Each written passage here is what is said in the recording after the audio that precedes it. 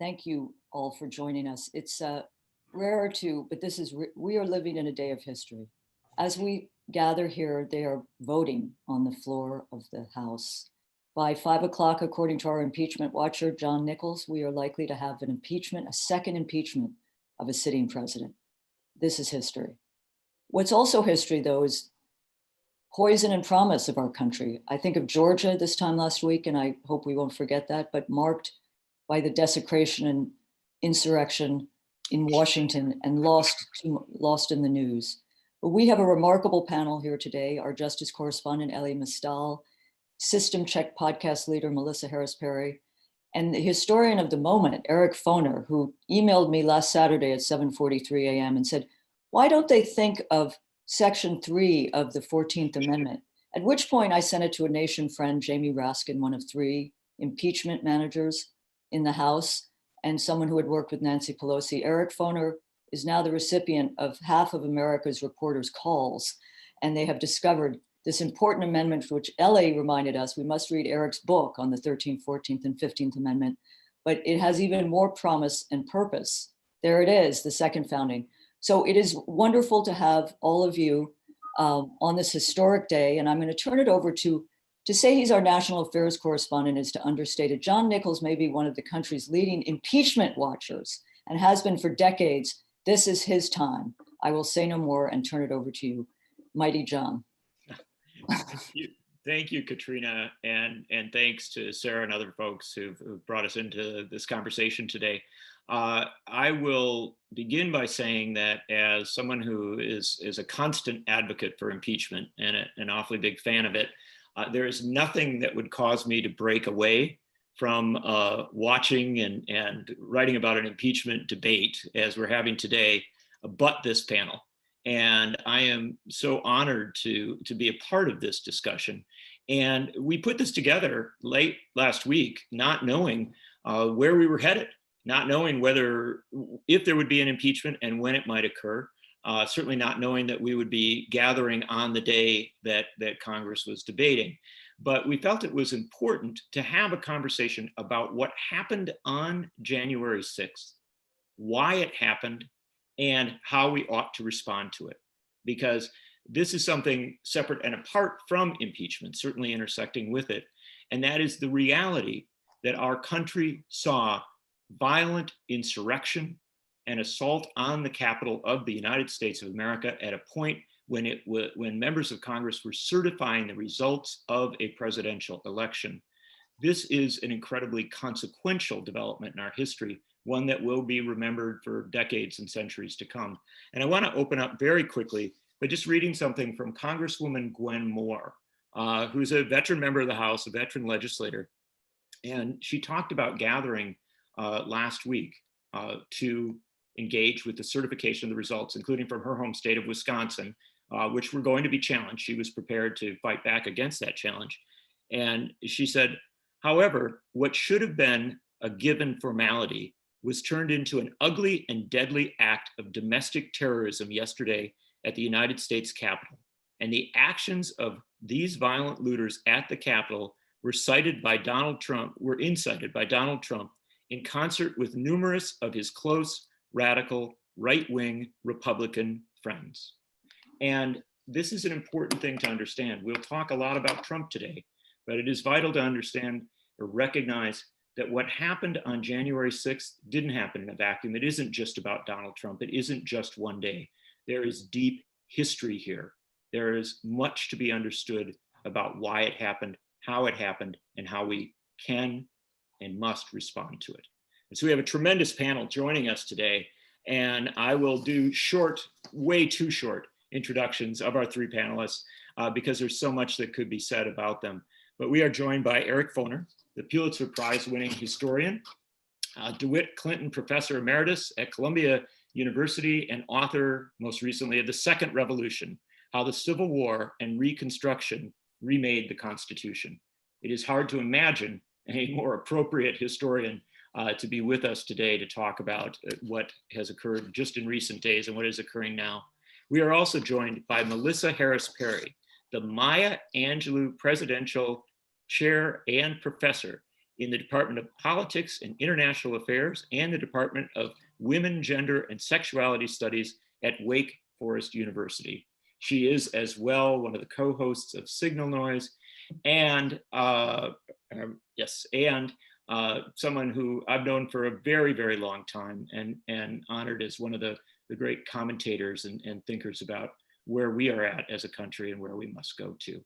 Finally, we are joined by Elie Mystal, our Justice Correspondent at The Nation magazine, the author of the column Objection, and as he informed us just this morning, the author of an upcoming book, An Idiot's Guide. I don't know if that's going to be the proper title, An Idiot's Guide to the Constitution, which is something that certainly could be shared with many members of Congress. Let me begin with Professor Foner. And you were on Fareed Zakaria's show on Sunday morning. And one of the things that you did that was so important was to point out that what happened on January 6th was not the first time we had seen an elected government, a legitimate government, attacked by a mob. And you put this in the context of the Reconstruction period and brought it up to today. I wonder if you could just give us briefly, because of the short amount of time we have, a little sense of what you were talking about there and why it's important that we understand this. Yes, John, and to all the organizers here, thank you for inviting me to take part here today. You know, what I was talking about was a basic fact of American history, which is that for most of our history, large numbers of white people consider African Americans as not really part of the body politic, as aliens or somehow non-citizens. You can go back to the Dred Scott decision, you can go back to slavery and the Confederacy, and you can go back to Donald Trump, you know, with his birther advocacy, which got it to saying that President Obama is not really an American, which got him his political campaign launched. But the point, and sometimes people based on that idea, commit violent acts against, you know, against the results of democratic elections. In Reconstruction, when African-American men received the right to vote and hold office in large numbers for the first time in our history, there were a number of examples, the Colfax massacre, a little later, the Wilmington riot, where democratically elected biracial governments were simply ousted from office by mobs of armed whites and replaced by white people in charge, whether it was Grant Parish, Louisiana, or Wilmington, or other examples like that in Reconstruction. So these kinds of violent coups trying to overturn an election did not originate last week. And, you know, we saw the Confederate flag being paraded around the Capitol building. At least, I suppose you might say, these rioters were pretty explicit about what they believed in. The Confederate flag is a symbol of slavery and racism. There is no question about that. So they didn't rely on circumlocutions or dog whistles. This was right in your face. You know, so that gives you a direct link back to the Civil War and Reconstruction era. Sadly, in Reconstruction, when the Constitution and laws were rewritten to try to establish this as a republic where all people, at least men at that time, could be part of the body politic, that triggered, as it has recently, a violent reaction, a politics of resentment, as we have seen here. And in Reconstruction, it was far more violent than what we saw last week. But what is the point? My point is simply that this event reflected a deeply seated opinion or ideology in American society. It's not the only one. There are, of course, many people who don't believe this at all, but we should not downplay the persistence and the power of this kind of white nationalism throughout American history. And so this event did not come from nowhere. It came from the incitement of President Trump, but it also came from a long-standing belief among many, many white people that somehow the only real Americans are white Americans. And this is something which obviously has to be combated in the early part, as we are, of the 21st century.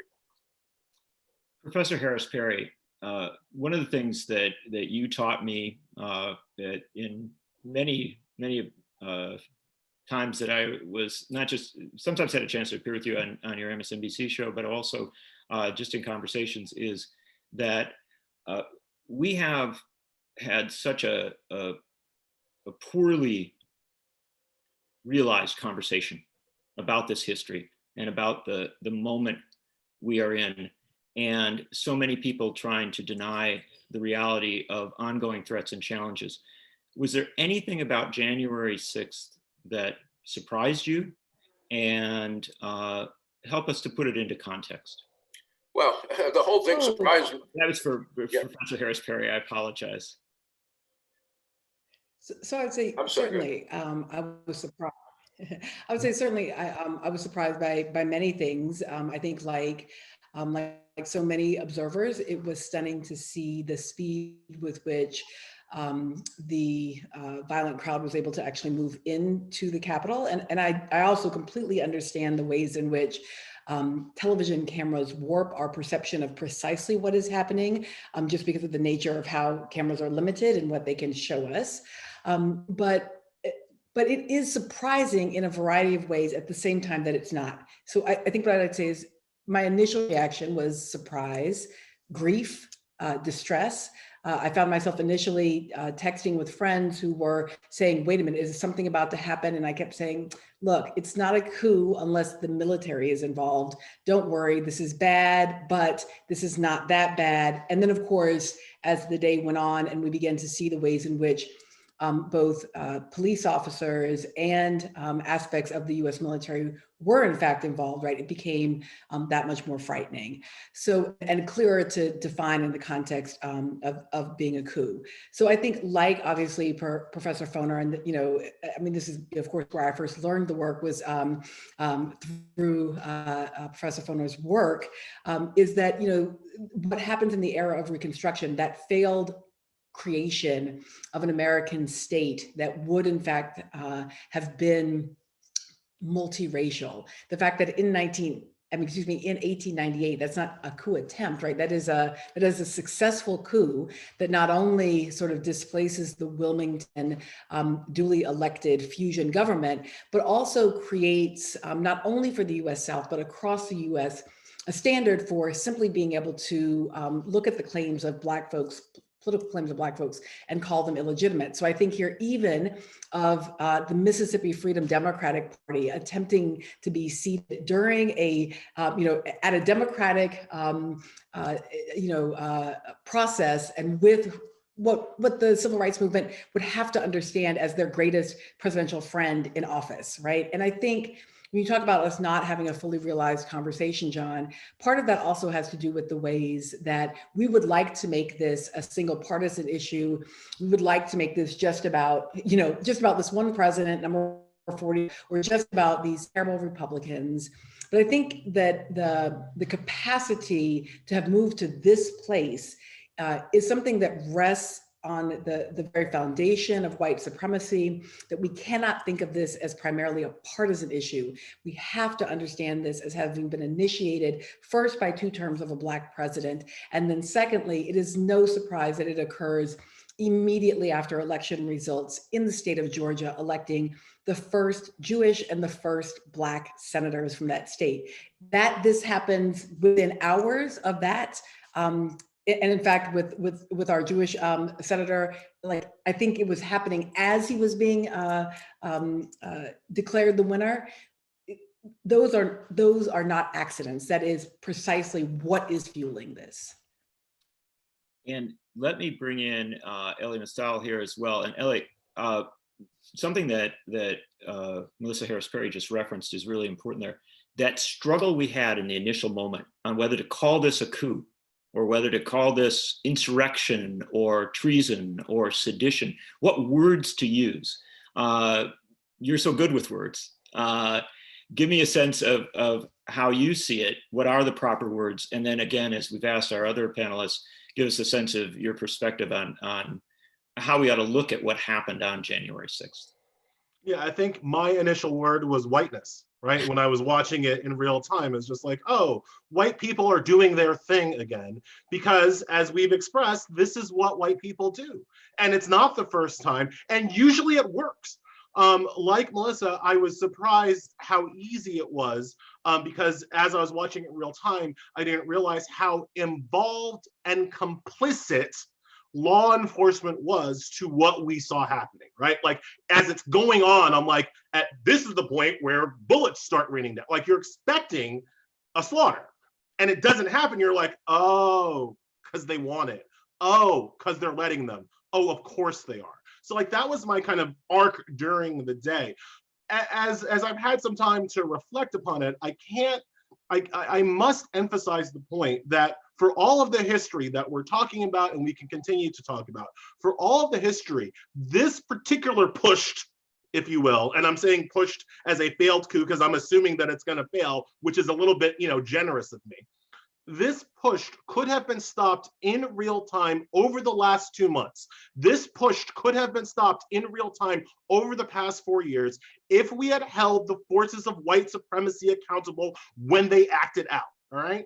This is not, this was entirely predictable. This is entirely what they wanted to do. This is entirely what they were saying they were going to do. Twitter bans Donald Trump after the push.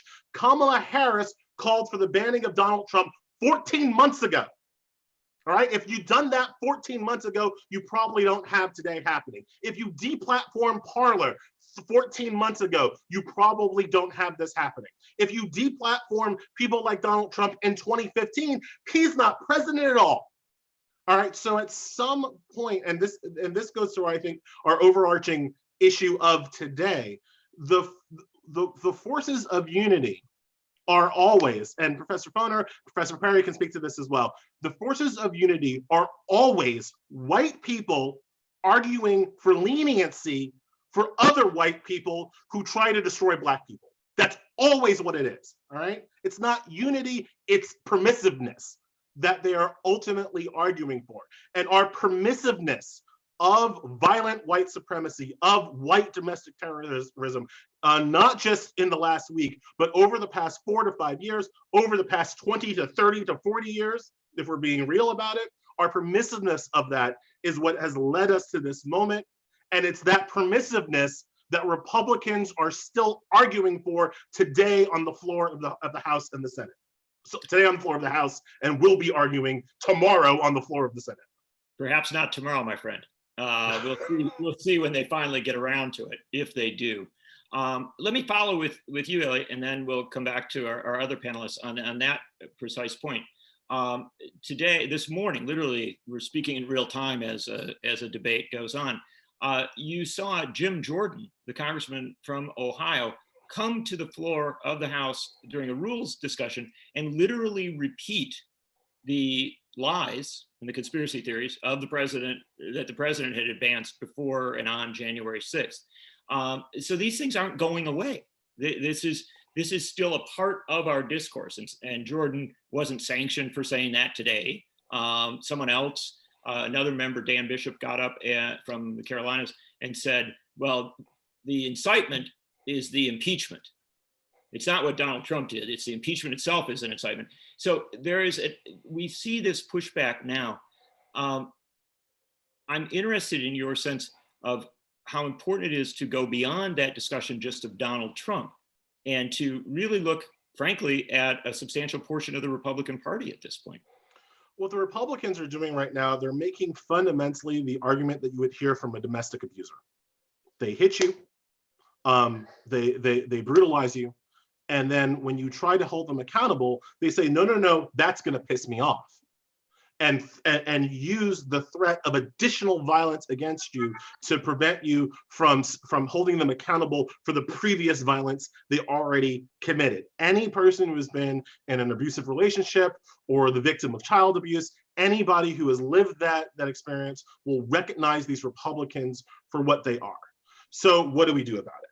Now, I completely support Cori Bush's resolution to expel, censure the people who have done, the Republicans who have done this. I completely support Premier Jayapal's resolution to fine the Republicans who are giving people COVID in safe rooms by refusing to wear a mask. But we have to even start, but these are still at some level theoretical conversations. We have to roll back and just make sure that we catch the Congress people, if there are any, who helped the insurrectionists, because according to at least one of them, they had help from actual Congress people. We have to roll back and make sure that we hold accountable the congressmen who yesterday bum rushed the Capitol Police to avoid detection on a medical on a metal detector so they could bring their guns to the House floor.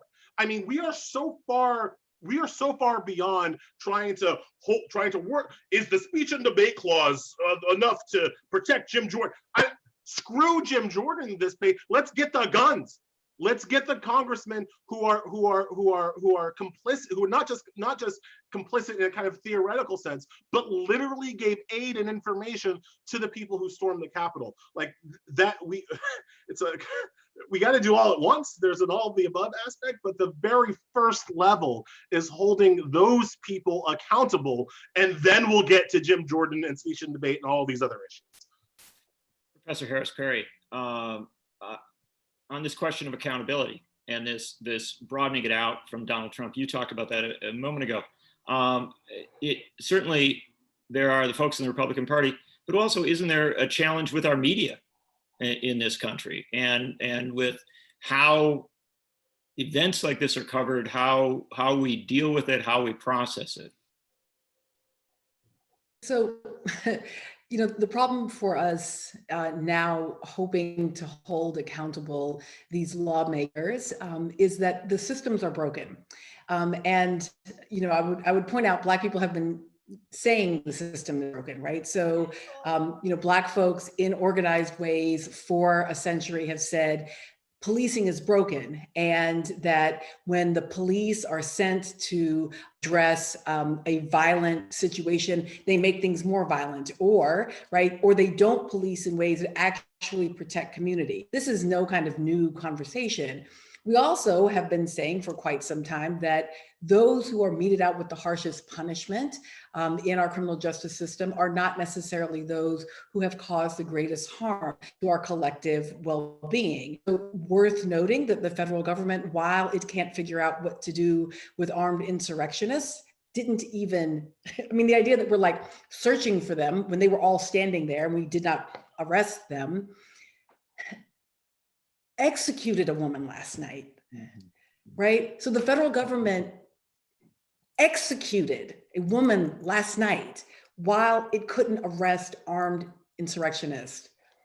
And although the crime for which she had been found guilty is interpersonally horrifying, it is also true that the damage done by these lawmakers and by the insurrectionists who they assisted is far more wide-reaching and far more damaging to the thing that is our social fabric, our political fabric, our economic fabric.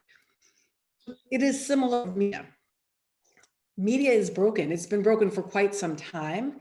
Not all media are equally broken. I actually think that the American press has done a really quite good job, not perfect, but the print press has been reasonable over the course of the past 10 years.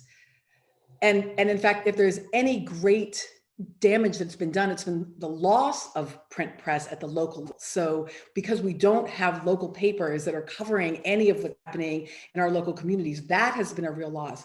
But what hasn't been good, what has been horrifying for about 20 years, 25 now, gosh, how long since Clinton deregulated the cable industry? 96. So since the Clinton era, yeah. We have a televised broadcast press whose incentives are simply not for the public good. And I want to be really clear, this doesn't make these people bad people. It makes them responding to bad incentive structures that ultimately elected President Trump. So, I sat personally in meetings. I left in part because of the meetings where I was sitting, where those people who were making a choice about how to cover the 2016 election were very clear that we were to take an empty podium waiting for candidate Trump to speak, rather than to take an actual Republican like, Jeb Bush. I mean, who cares for Jeb Bush? Like, he's not interesting. And so since he's not interesting, it's more interesting to wait on an empty podium with a breaking news banner below it. We were all held hostage for 4 days after the 2020 election. Even though we were just counting votes, we could have actually talked about other stuff in between while votes were being counted. But instead, nothing else came on the screen for 4 days while we were all held hostage to punditry. And we are seeing much of that again in this circumstance where there are like 3 talking points, and you can turn on any of the channels at any time and you'll get those 3 talking points. But again, if we participate in the broken structures, whether it's policing, whether it is televised media, or whether it is our criminal justice system, if we participate in it without regularly noting that it is broken, then when we need it in a moment like this, it will not be able to function to hold accountable those who have done real damage. And just to follow up here, your wonderful podcast, System Check, you and Dorian Warren have been really trying to take it to that next place. And is it, recognizing the challenge with a lot of our broadcast media, there are these new avenues where we can start to explore and hopefully go deep? I mean, this is the benefit and curse of the social media world that we're watching right now, right? And it's, I hear Elie, I want to have this conversation because I'm genuinely interested in what we do with the civil liberties questions. I mean, I think President Trump is one thing, right? The duly elected president of the United States inciting a riot, you take down the damn Twitter feed. That seems clear. But whether or not but how, it's not whether or not, but how you adjudicate the question of the enemies of the state who are organizing in a social media platform. I mean, my first reaction to that is, whoa, hey, right? Because I know that the people most frequently called the enemy of the state, right, are actually on the left, and they're actually Black and brown people. And the use of alternate forms of media, whether it was the Black press, the feminist press, whether it is social media. I mean, it is social media who gave us Trayvon Martin. It is social media that gave us Ferguson, right? Without those, and if the state can determine what constitutes a threat to its own existence, then that sounds a little problematic. So I think it's a real tension. It's not an easy answer. And it's not a partisan or an ideological one. It is like a foundational, how you form a country, how do you have this big, crazy, unwieldy place where we're all going to disagree with each other? What are going to be the rules of the game that move us towards equitable and peaceful solutions rather than away from them? Thank you. And Professor Foner,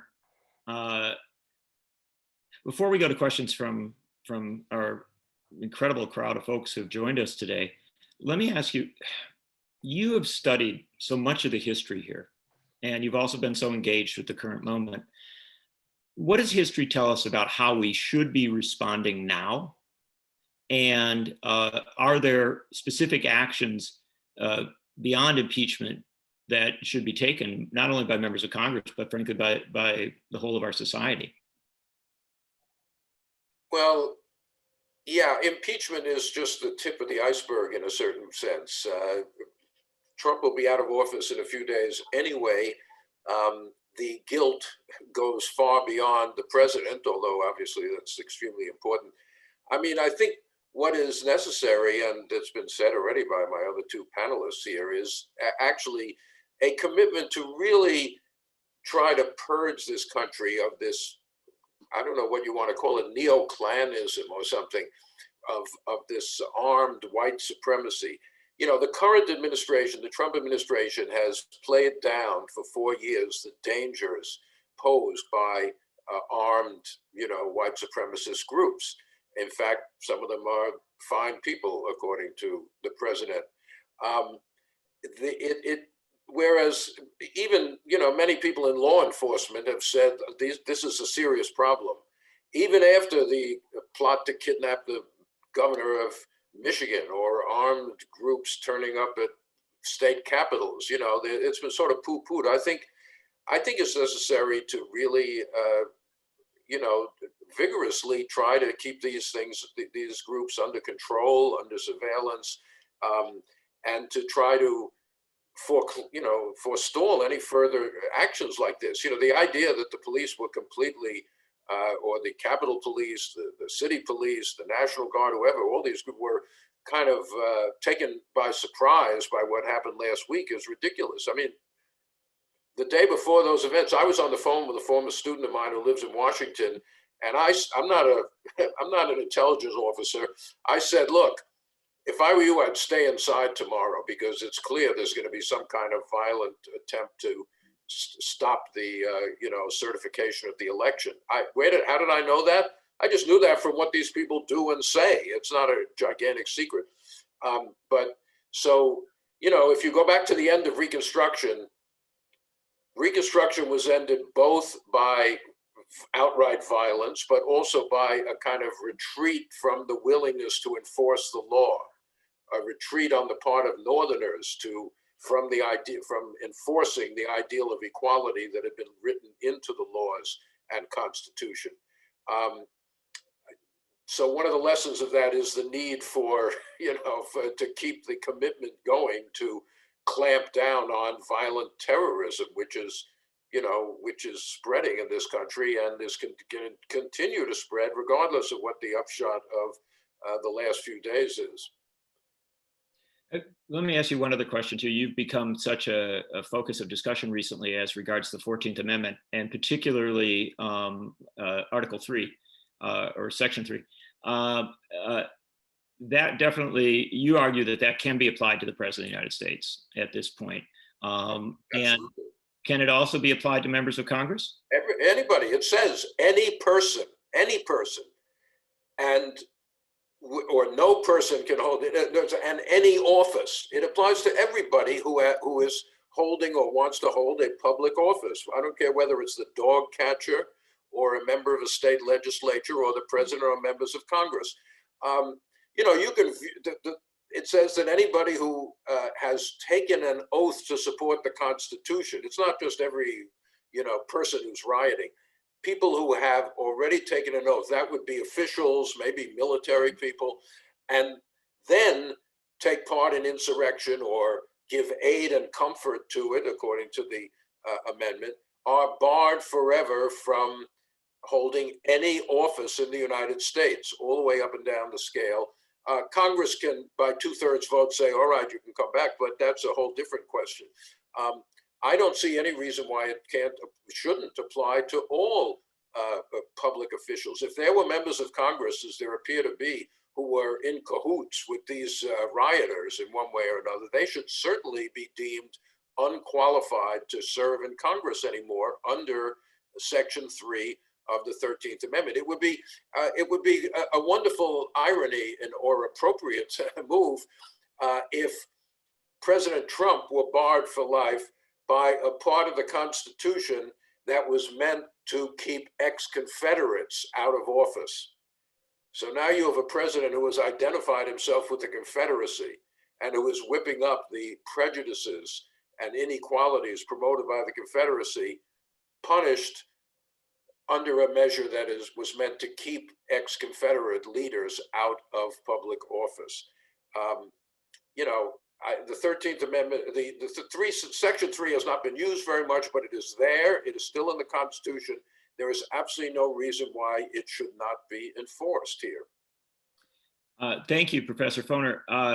And now, if we can, I'm going to go to some of our many questions from folks. And the interesting thing about our chat here is, in addition to questions, we have a very lively discussion among people who've joined us about so many of these issues, and it goes to the heart of how concerned people are.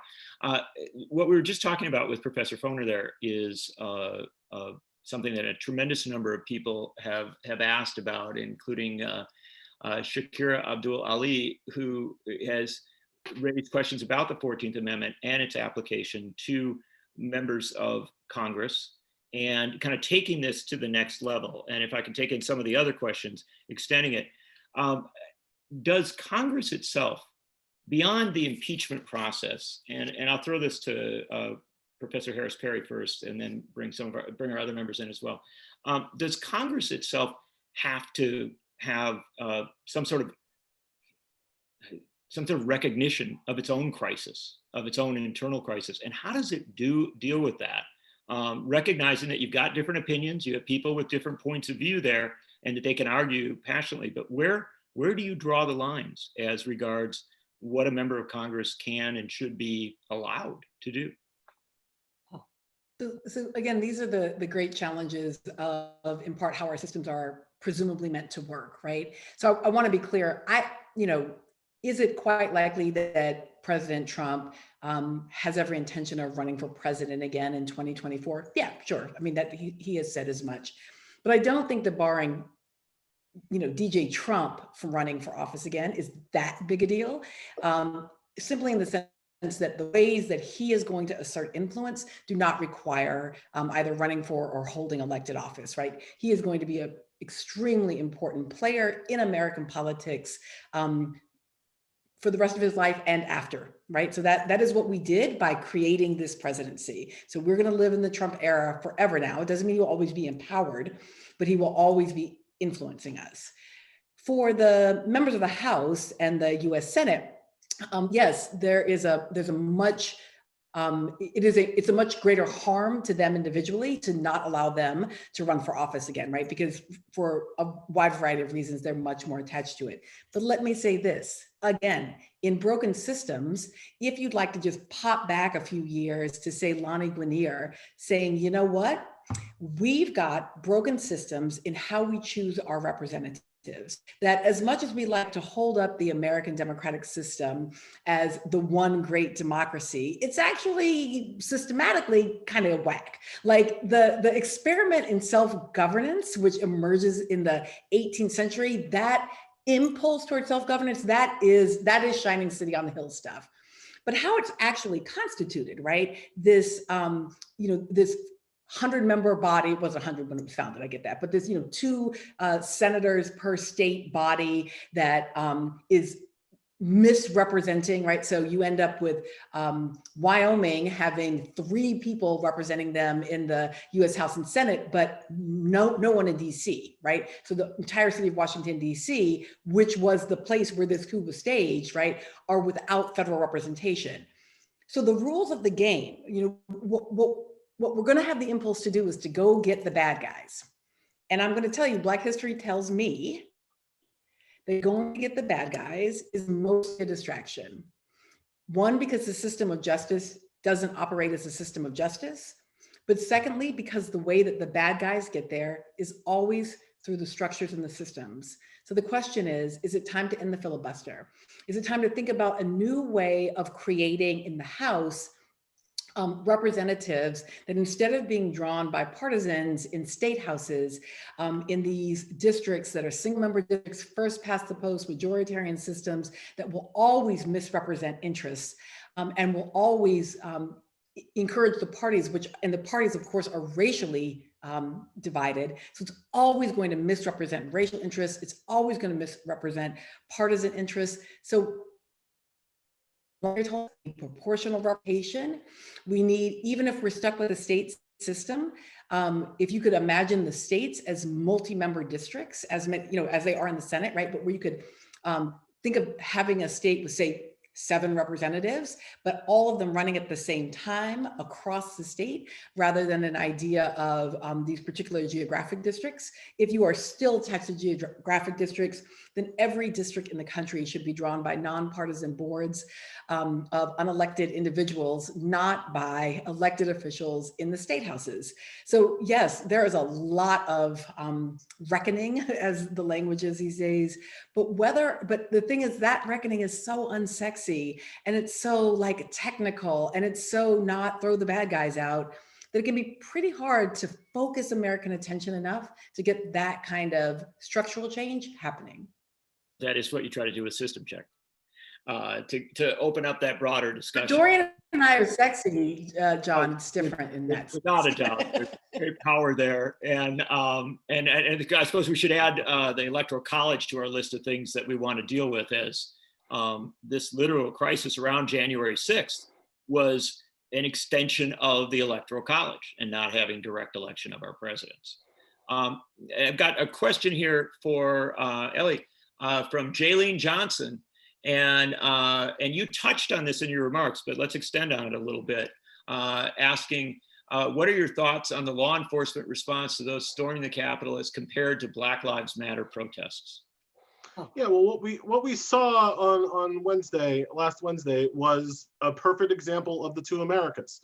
In one America, you can storm the Capitol, threaten Congress people, erect a gallows, hunt for the vice president to hang him, and walk away. And just walk away. In another America, you get shot 7 times in the back for trying to walk away.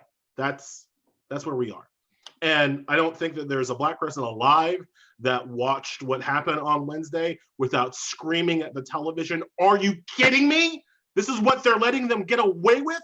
Are you kidding me?" Right? And I say that, look, I wake up and go to bed as a progressive. I do not think that the cops should have opened fired on the crowd of white terrorists, right? As we saw, one shot was enough to stop an entire push into the Capitol building. One shot. Didn't have to empty a clip. Didn't have to kill 15 people. One shot, they backed off, right? So I am all for police restraint. I do not think that protests, even if they get, spiky, if you will, should always lead to mass arrests and mass incarceration and whatever. I am not saying that they should have gone out onto the mall and arrested all of the people just standing there being MAGA idiots, all right? I am all for police restraint, but what I am for more is fairness and justice and equality. So you cannot tell me that the cops could react to that violent mob with restraint, de-escalation, and everything they did to try to avoid massacring them. And yet, we literally live in a world, and I brought this up a couple times online and in one of my Nation pieces, we literally live in a world where DeRay McKesson and Brittany Packnett Cunningham were arrested after a protest over the death of Alton Sterling because one protester threw a brick at a cop. They arrested the organizers for, quote, inciting a riot. They eventually had to drop the case because it was bullcrap. But then the officer who was injured by the one protester sued DeRay, took him to federal court. He won. The officer won at the Fifth Circuit. DeRay had to go all the way to the Supreme Court to stop this one cop from suing him over incitement to riot. That's what happens to Black people. That's what happens to Black people all around this country. So you cannot tell me that the cops can do one thing for these white supremacists at the Capitol, but can't figure out how to do it for Black people protesting for the life of Alton Sterling. All right, you cannot tell me that one America can't figure out if Donald Trump or Mo Brooks or Don Jr. are guilty of incitement for a riot, but can arrest DeRay and Brittany in 2 seconds. That is the injustice that we're saying. The solution, and I've said this before, the solution is not to bring white people down to the level of how they treat Black people. I don't wish being Black on anybody. All right, I don't wish being treated like a Black person on anybody in this country. The argument is not to bring white people down to how you treat Black people. It is to raise Black people up to at least the level of restraint and respect that you treat a white insurrectionist terrorist mob, is my point. Thank you, Elie.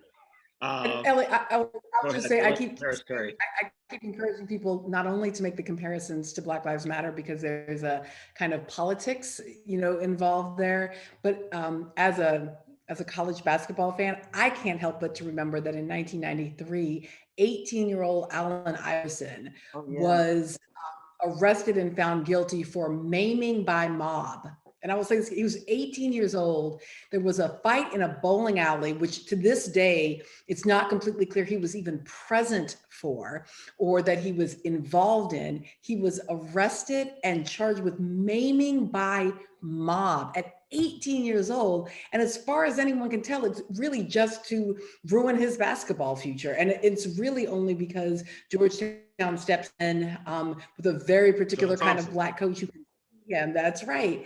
And I just, again, sometimes because people can't get behind the politics, they'll claim that there is some great difference or that there's a false equivalency, but it is just that ordinary aspects of life. And John, I promise I'll stop here too. My father and I were talking about, my dad used to talk at the University of Virginia when I was a little kid. And so I grew up in Charlottesville in the 70s and early 80s. And we would hide in our houses during a period of time called Easters.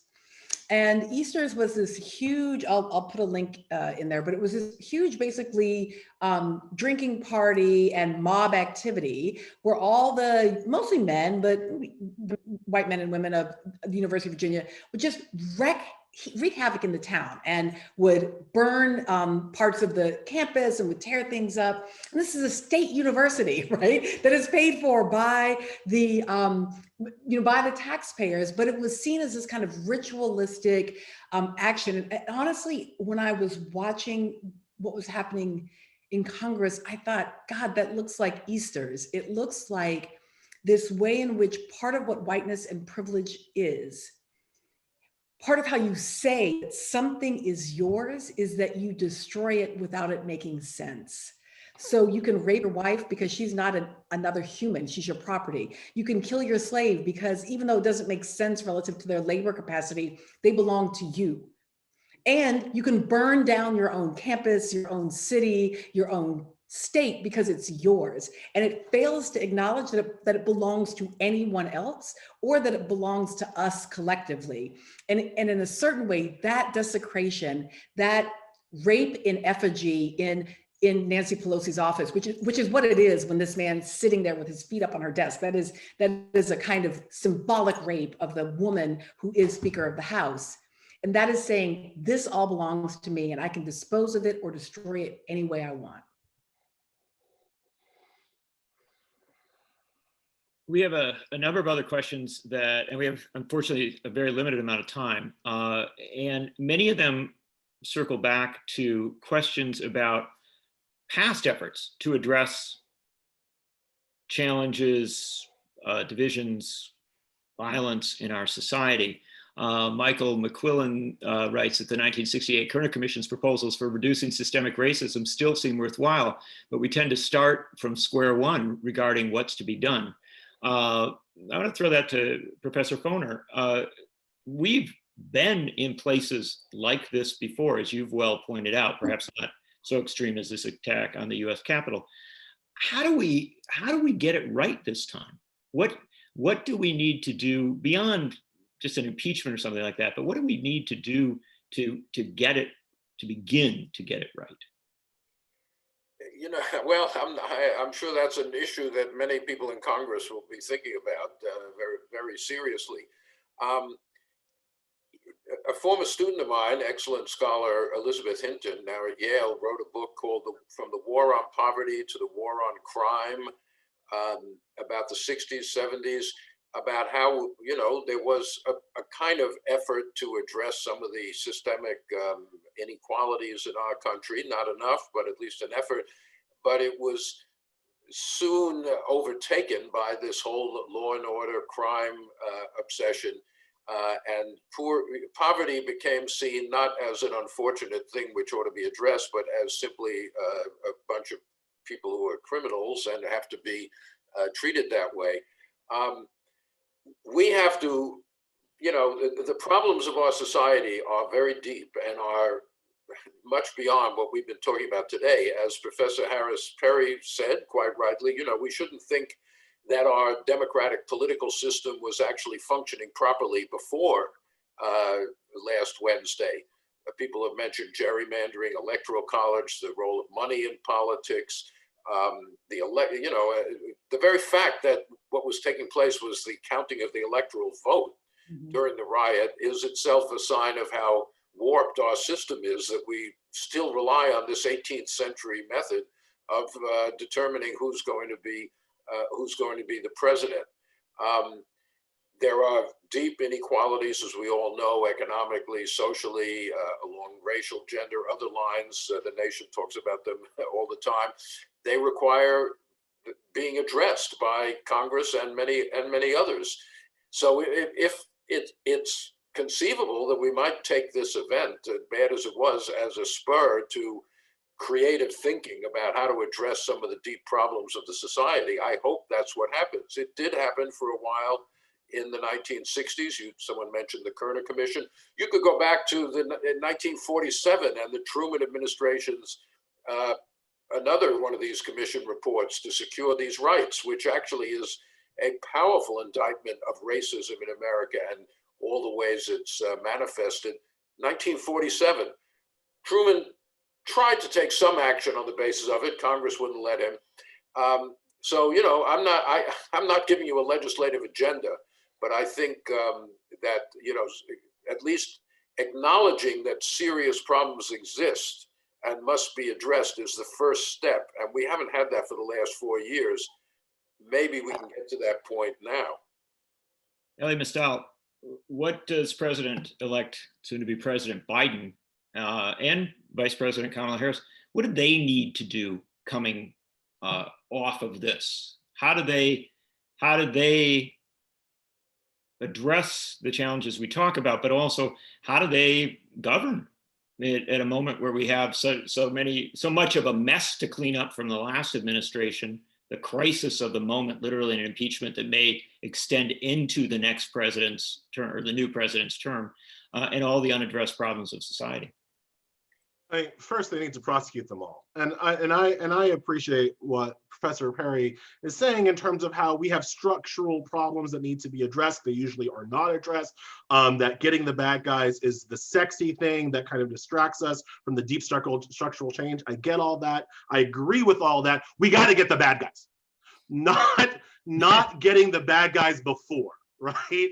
I think I've said this for a long time, but I believe that one of Barack Obama's biggest mistakes was when he went on George Stephanopoulos on ABC during the transition and said, I'm here to look forward, not look backwards, when it came to prosecuting war criminals in the previous Bush administration. I used the word earlier, it is permissiveness of white violence and white supremacy that these people, remember, I think Joy said on the day of the riots, look at these white people, they're not afraid of the cops, right? Black people walk, I walk in, last summer before COVID, I had, so the summer before COVID, I had my kids at the zoo, at the Bronx Zoo, and they were running around like kids do at the zoo, and they bumped into a cop, and I caught my whole heart in my hands, right? Because that could have been it for them. Bumping into a cop in a zoo could have been it for my children.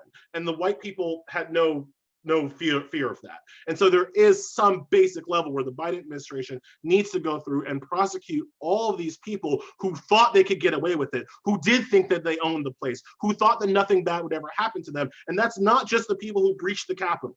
That is Don Jr. That is Mo Brooks. That is Donald Trump. These people committed federal violations, 18 USC 373, incitement to commit a crime. These are federal laws that need to be enforced by Biden's AG, Merrick Garland, as a starting point. So I guess just to wrap it up, the prosecuting wrongdoers is the floor. It is not the ceiling. It is not the dream. It is not progress. It is the floor. It is basic. And we need the Biden administration to start with the basics of prosecuting the wrongdoers. And oh yeah, I'd like a coronavirus vaccine at some point. That would be good too. I appreciate that. I think we all do. We're down to a couple minutes here, and Professor Harris-Perry, what Elie Mystal just said was prosecuting is the floor. What's the ceiling? Take us out of the sense of yeah, what do we? Yeah. I think Yeah, but part of what's been hard for me is because I really am like very attached to the idea of America. Plus, I can't go anywhere. I mean, you know, as again, as my father said, like, nobody's taking us, not en masse, like a family or two, but we're here. We're gonna have to stay here, and I'm pretty attached to the aspirational possibility of the American project. And I suppose I'm also consistently stunned by the ways in which it is those who are most rejected who actually are most bought in. So what I'll say is, I don't know, I can imagine that it would be very difficult for the vast majority of those who rioted at the Capitol to pass the naturalization and citizenship test that the so-called immigrants who they don't want in this country all had to pass in order to move to American citizenship. That test is so difficult, is so complex, is so demanding of an understanding of the American project that my bet is that nearly everyone who ran into that Capitol saying it was theirs actually couldn't pass it. And for all of them who would say, well, I'm an American and I don't have to pass the test because I was just born here, I would go back to Professor Foner's point, that is, well, that didn't make you a citizen of the US until the 14th Amendment.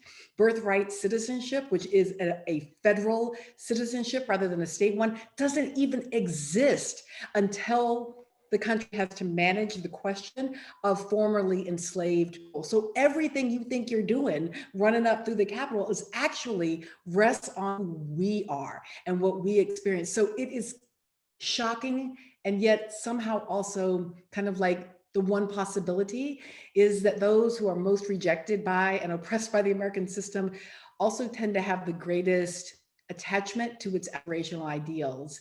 And so because I'm a teacher, I guess I'd say, I always believe a syllabus will save the world, and that one of the first ceilings we could start with is reinstituting civic education in public schools, where they have been stripped out in favor of actually very bad reading, writing, arithmetic, ways of thinking, and instead reminding ourselves that part of how you build a civic fabric, part of how you make people understand the stories that make us who we are, good, bad, and otherwise, is that you start really young and just make it part of what it means to be a good citizen, to be educated in that way. And so, you know, it's so tiny and so small, and it's going to take so long for that to make a difference.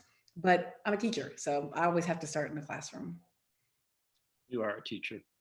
And we have reached our 1 hour point here. And I know there are people who want to go and watch an impeachment debate in Congress. And I respect that. But before I cut out, let me just say, that if you want to hear more of the sort of insight that Melissa Harris Perry just brought to this discussion, go to System Check, which is a tremendous podcast she does with Dorian Warren, and which really gets deeper into the heart of the matter on so many of these issues. If you want to read more and understand more of what Professor Eric Foner is talking about, read his book, The Second Founding, and consider much of his other writing, which has been so honored. Also keep track of him right now because he seems to be popping up in every news article and every TV report. And we thank him so much for joining us. And finally, if you want to feel more of Elie Mystal's passion and right thinking, come to The Nation and read his column and see what he writes online, and keep an eye out for him on all sorts of cable TV shows. Thanks so much for joining me today, and I turn it back to our good friend and comrade, Katrina vanden Heuvel. I want to thank you for this remarkable conversation, deeply informed by history. And I remember Reverend Barber on one of these calls a few months ago, and he said, we can't return to normalcy. We're not about restoration. We need reconstruction, and we need to make reckoning sexy, as Melissa said, because we can't, our system has failed us in many ways, though there's promise. But we need to tackle the neo-KKK, we need to tackle the ruinous establishment policies, which have brought us to this place. And it's not going to be about Trump, as Melissa and all of you said, Trumpism, but onward to reconstruction and a reckoning, and onward to watching this impeachment. I also want to say, come back in 2 weeks. We're going to do Biden's first 100 days. I know it seems far out there, but we're going to do it. We're going to have conversations throughout this tumultuous year. And I want to thank Melissa especially for talking about news and journalism. We do miss local papers. We do kind of look at CNN and go, whoa, except when they have Eric Foner on. But what we do need, seems to me, is more of what we just heard from you and more of what you write in the pages and on the pixels of the nation, and John does too. So all of you who are chatting in the chat room and loving this event, which will be posted at thenation.com, please support the nation. We were there for Reconstruction. Not that happily, right, Eric? But we were 1865, the first line of the nation. The week has been singularly barren of exciting events. I have never seen such a week. I have never thought of such a week. And we need tumultuous weeks ahead, and all of what you suggested, Elie, Melissa, Eric, and John. Thank you so much for joining.